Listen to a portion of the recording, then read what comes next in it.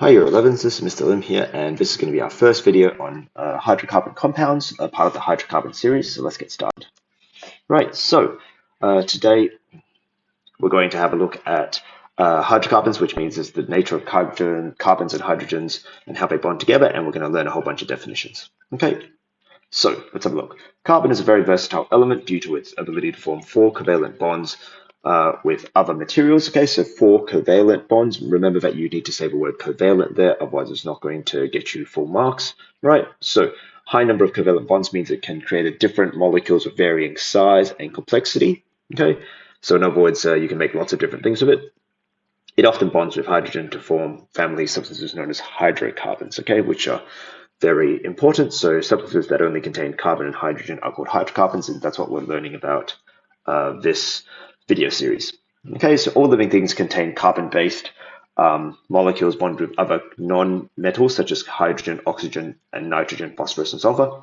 Because they come from living things, these are often called organic molecules. Okay, so substances that contain at least carbon and hydrogen and oxygen, at least those three, are called organic molecules.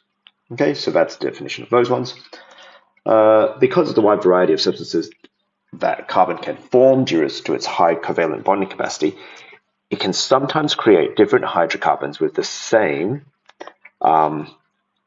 molecular formula called isomers. Okay, so these word isomers, same molecular formula but different bonding arrangements. So let's take, for example, C4H10.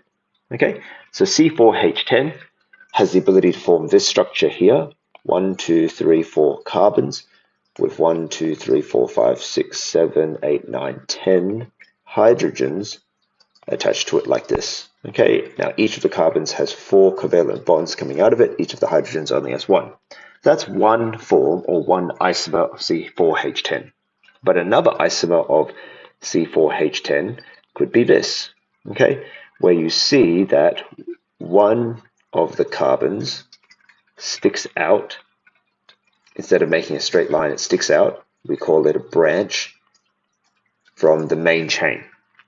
All right, so what that means is that we have two different isomers here, two different isomers. The first isomer here and the second isomer here, right, where they're different forms with the same molecular formula but different structural formulas. All right, so a structural formula,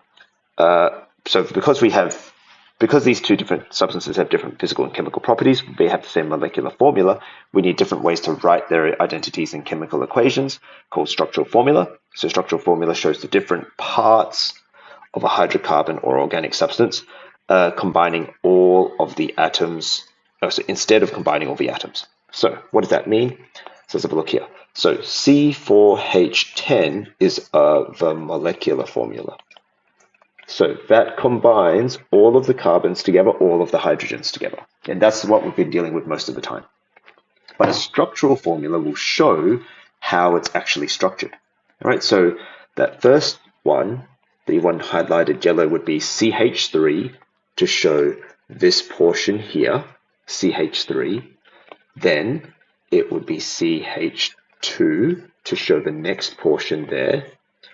And then again, CH2, and then CH3. Okay, so that would be the structural formula of the first one, which is called butane. The next one, the green one, has a different structural formula, even though they have the same molecular formula. So first of all, it would be CH3 again, showing that here's that CH3 structure. Then it would be CH, CH3, and sometimes you put it in brackets. Okay, so CH there and CH3 and then CH3, showing that last part there. Okay, so CH3, CH bracket CH3 bracket CH3. Right, so that would be the structural formula of the second one, showing that there is some different way of putting them all together and therefore showing its structural formula. Right. So, because these substances are different, we need different names for them, okay, as well as different structural formulas. Scientists use a naming system called nomenclature from the International Union of Pure and Applied Chemistry, or IUPAC. Right, so the nomenclature is just the naming system. Right, hydrocarbons have a wide variety of structures. Again, variety, so therefore we have to look at what different properties they have. Okay, so they'll give certain chemical properties, these different structures. All right, and these structures, if they give them of a hydrocarbon a different property, it's called a functional group. All right, so functional groups are combinations of atoms which bonded in a certain way, which will give a molecule characteristic chemical properties. Okay, so different functional groups could include the alcohol functional group, where there's an OH connected to something. Okay, so an OH connected to something. A functional group might be a double bond within a substance. Okay, so those are different functional groups because as soon as they are present, they will give that substance a characteristic chemical property. Okay. Okay, when hydrocarbons are formed, they generally form single covalent bonds between carbons. If a carbon only has single covalent bonds, it is called a saturated hydrocarbon, and it is part of a homologous series called alkanes.